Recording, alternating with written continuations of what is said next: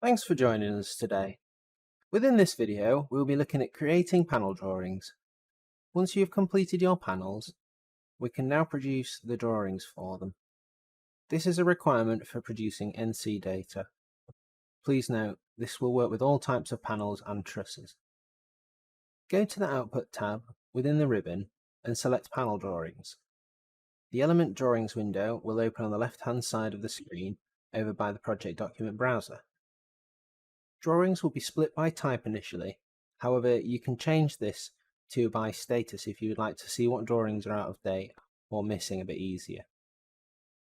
Single or multiple panels can be selected, and then utilising the right click you can then visit the contextual menu for these, enabling you to open, create or update selected drawings for the panels. You are also able to enter the panel numbering here too. Within this example, we'll be utilising Create.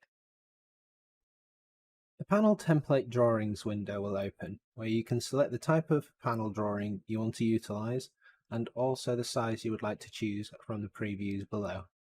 Note that unlike previous versions of the software, it's possible to create different drawings for different panel types at the same time. The program will cycle through the different panel types, enabling you to choose the relevant panel drawing templates at the most appropriate time. Double-click and the program will create the drawings.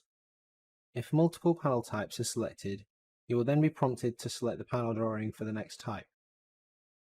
To open and edit the drawings, simply click any panel label in 2D, right-click to bring up the contextual menu, and select Open Drawing or Create Drawing.